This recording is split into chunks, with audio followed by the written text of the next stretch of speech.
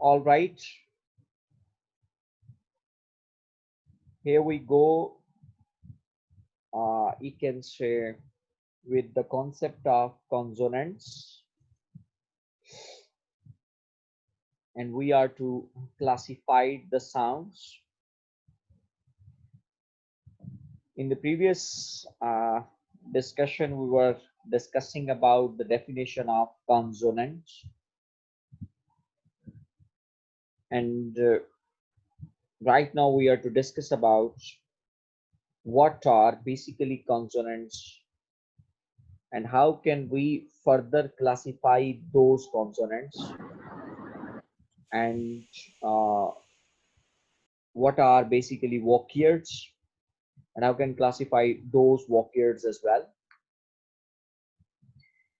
तो classification of the sounds जो है वो वॉल्स एंड कॉन्सोनेंट जो है वो कस्टमरी यू कैन से irrespective of phonetic, phonological or orthographic references. Current classification जो following pie जो है वो divides the sounds into vocaliers, vowel sounds and contours, consonant sounds. यानी कि वो दो में और फिर उसके बाद सेमी वॉक्यर्स और सेमी कॉन्टियर्स, जिसमें दो साउंड्स को वो यू कैन से अप्रोक्सीमेंट, इनको अप्रोक्सीमेंट भी हम कहते हैं, जिसमें वो एंड योर साउंड जो है इंग्लिश लैंग्वेज में. The terms contours and vocaliers refer to phonetic form only. ये phonetic मतलब जो वो फॉर्म के साथ एसोसिएटेड है without any reference to phonological function. कि they are you can say mere phonetic form. जब भी हम कॉन्टियर्स की बात करेंगे, वॉक्यूर्स की बात करेंगे, इनका फोनोलॉजिकल फंक्शन नहीं है. A vocule, according to Pike, is a segment formed with an open approximation of articulators. कि open approximation of the articulator, जब आपके articulators मतलब जो है वो ओपन जो है वो एक साउंड को प्रोड्यूस करेंगे, तो then we call, that is what we call vocoid with or without a valid closure. कि आपका वैलिड क्लोजर नहीं होता एंड विद सेंट्रल पैसेज और एयर स्ट्रीम. जो सेंट्रल पैसेज और एयर स्ट्रीम है वो मतलब स्मूथली काम करता है. All other segments are contours. इसके अलावा बाकी जितने हैं वो contours हैं. The term vowel and consonants are then reserved for the phonological function. कि जो term जो consonant है, sorry, the term vowels and consonants are then reserved for phonological function. कि जो vowels और consonants हैं ये phonological function है. ये दो चीजों में हमें ये हमें ज़हन में रखना होगा कि ये जो वॉक्यूर्ड एंड कैंटियर्स जो हैं वो मोर और लेस कौन से फंक्शंस हैं? They are phonetic form only, उनका कोई फंक्शन नहीं है.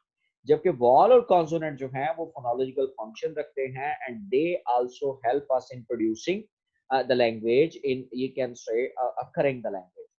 That is, they are produced as the vocaliers, vowel sounds are produced, but they do not form the nucleus of a syllabus in English. Hence, their function is like that of other consonants. In other words, these are the sounds which in form are like vowels. ये वो sounds हैं जो कि vowels की तरह हैं, but in their functions they are like consonants. लेकिन वो अपने functions में consonants की तरह हैं. Hence, these are called non-syllabic vocaliers. कि हम इनको नॉन सिलेबिक जो है वो वॉक्यूर्स कहा जाता है. न एंड ल आर फोनेटिकली कॉन्ट्यूर्स. कि न और ल जो है वो फोनेटिकली कॉन्ट्यूर्स हैं. Since in the production of N there is stricture of complete oral closure, कि हवा जो है वो रुक कर आती है. And in the production of L there is stricture of complete closure in the centre and the air passes through the sides only. But when they form syllabic nuclei, जब वो मतलब जब वो syllabic nuclei में they are called syllabic contours. in bottle तो इनको हम syllabic contours and button.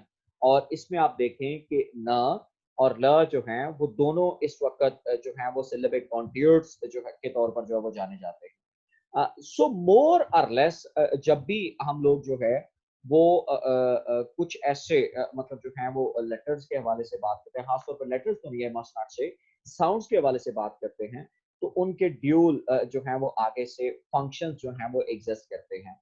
और मोर और लेस जब भी हम बात करते हैं कि नॉन सिलेबिक वॉक्यूर्ड्स जो हैं इसमें हमारे पास जो है वो in other words these are the sounds which in form are like vowels but in their function they are consonants. कि है तो वो बॉल्स की तरह, लेकिन वो फंक्शन जो है वो कॉन्सोनेंट की तरह कर रहे हैं। और ये हमने मिसाल पहले भी देखी थी और अभी भी हमने देखने की कोशिश की। Kinds of contoids and vocoids. In English, there can be syllabic vocures, non-syllabic vocures, syllabic contours, and non-syllabic contours.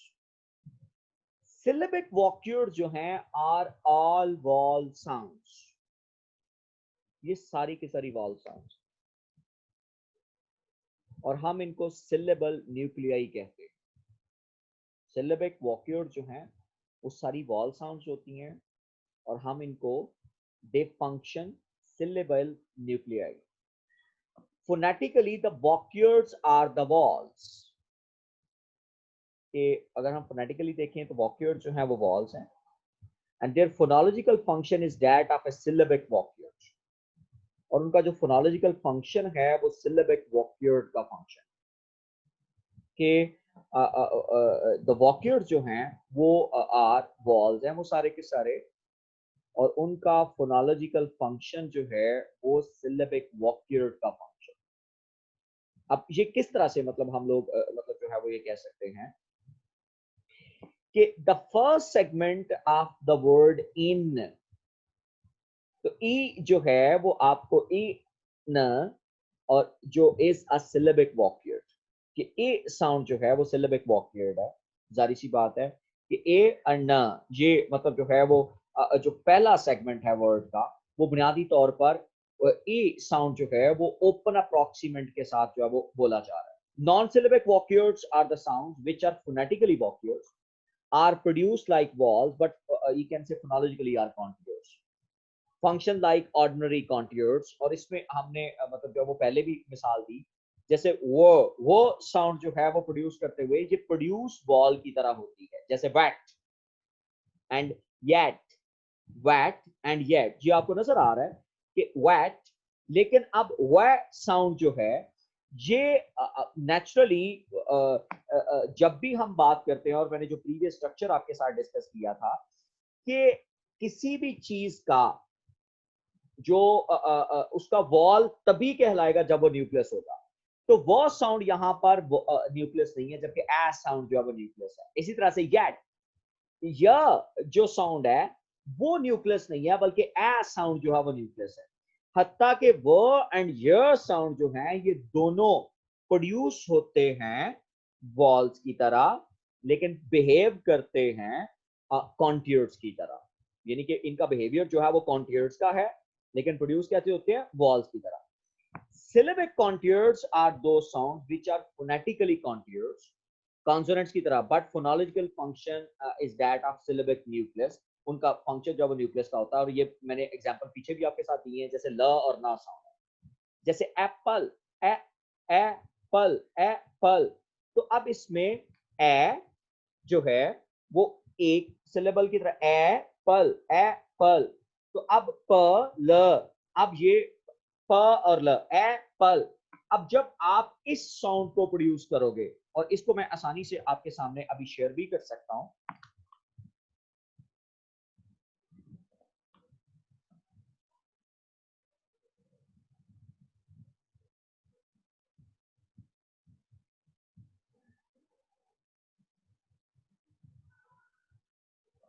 Suppose हम लोग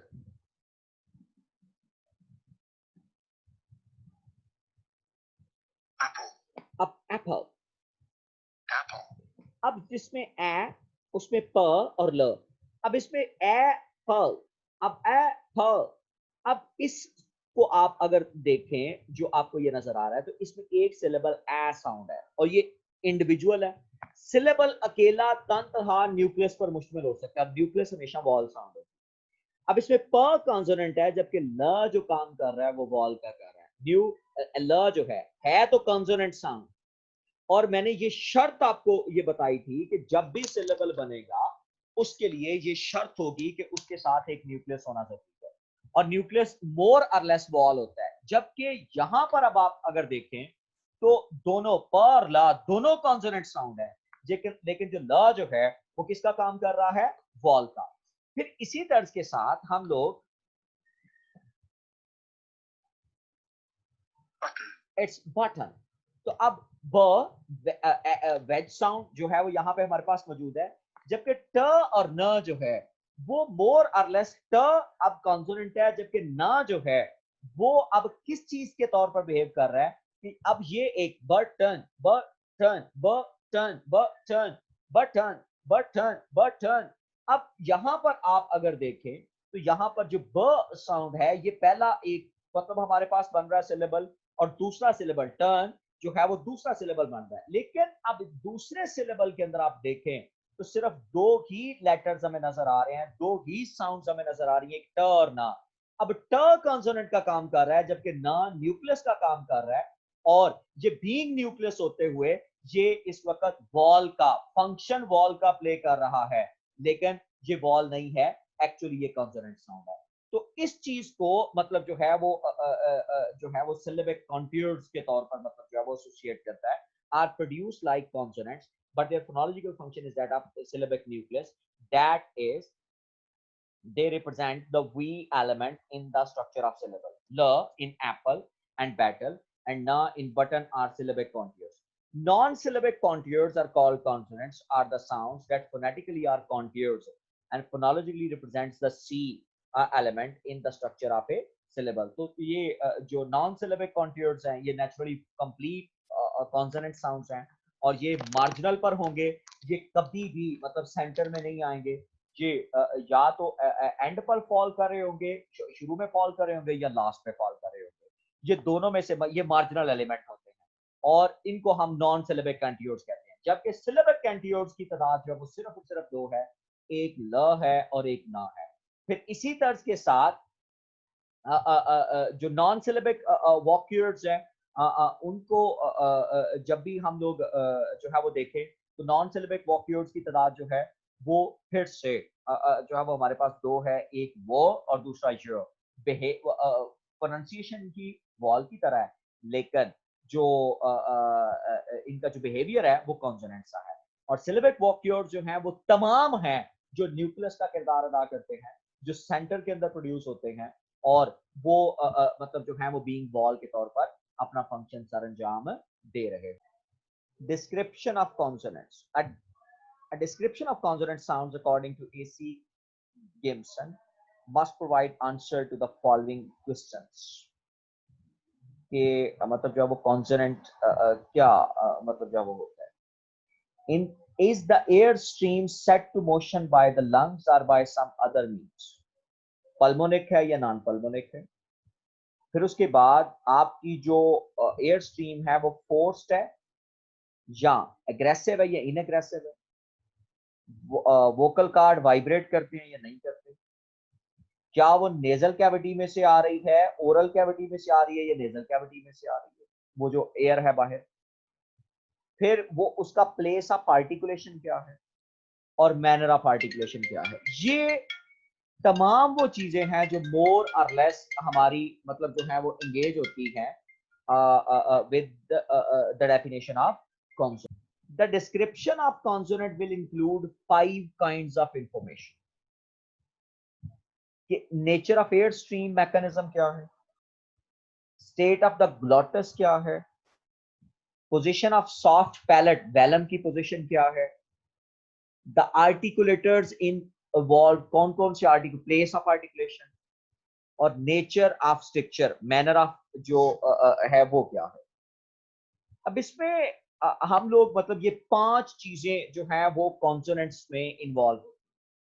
सबसे पहले most speech sounds and all normal English sounds are made with an aggressive pulmonic air stream, यानी कि आपको बहुत ज्यादा push करनी पड़ती है एयर बाहर को, और then you are able to produce the sound, the air pushed out of the lungs. The state of glottis, कोई भी कॉन्सोनेंट हाँ वो वॉइस्ड है या वॉइसलेस है, depending upon whether the vocal cords remain wide apart कि या वो खुले रहते हैं, हवा बिल्कुल आराम से चली जाती है, या वो वाइब्रेट करते हैं। तो ये मतलब ग्लॉटिस की ये पोजीशन होती है। Soft palate, while describing consonant हमें ये मेंशन करना होता है कि साउंड ओरल है, वो हमारी बकल कैविटी में से आ रही है, produced with soft palate raise, thus blocking the nasal passage of air, या नेजल साउंड्स कि जिसमें हमारा सॉफ्ट पैलेट लोअर्ड होता है। दो चीजें हैं कि या सॉफ्ट पैलेट जो है वो क्या होगा कि वो लोअर्ड होगा, अगर लोअर्ड होगा तो साउंड नेजल की तरफ जाएगी, यानी और अगर ये रेज्ड होगा तो साउंड जो है वो बकल कैविटी में से, ओरल कैविटी में से आएगी। उसके बाद आर्टिकुलेटर्स इन्वॉल्व, ये बड़ी अहम तीन चीज है कि इसमें कॉन्सोनेंट्स जो हैं, we have also to discuss the various articulators involve, कि कौन से आर्टिकुलेटर्स जो इन्वॉल्व होते हैं। The articulators are active, the lower lip and the tongue, active और passive, the upper lip and the upper tip, the roof of the mouth divided into teeth ridge, hard palate, ये हम पहले से बात कर चुके हैं, soft palate and back wall of the throat pharynx. In the production of consonant, the active articulator is moved towards the passive articulator, हमेशा active articulator जो है वो पैसिव आर्टिकुलेटर की तरफ मूव करता है। The chief points of articulation are bilabial, labiodental, dental, alveolar, post alveolar, palato alveolar, retroflex, palatal, velar, uvular and glottal. ये वो अहम तीन साउंड्स है जो प्रोड्यूस होती है। In case of some consonant sounds, there can be a secondary place of articulation in addition to the primary. Thus, in the so-called dark L,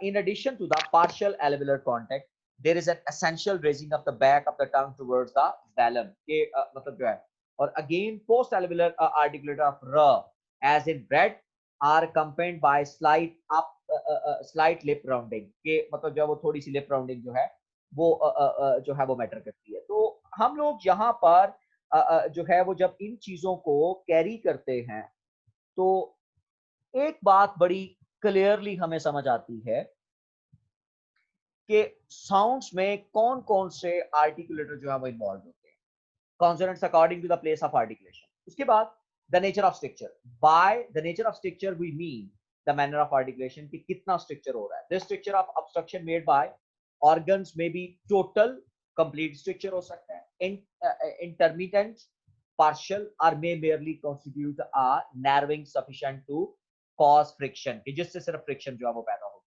तो ये वो पांच मतलब जो है वो चीजें हैं जो हमारे मोर और लेस मतलब जो है वो हमारे कॉन्सोनेंट्स को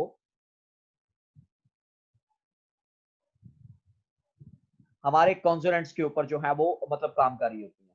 और इंशाल्लाह जब नेक्स्ट सेशन में मेरी आपके साथ बात होगी तो मेरा मोर और लेस इसी बात के ऊपर कंसर्न होगा कि हमारे जो कॉन्सोनेंट साउंड्स हैं वो किस तरह से प्रोड्यूस होती हैं, उनके manner and place of articulators जो है वो कौन कौन से हैं।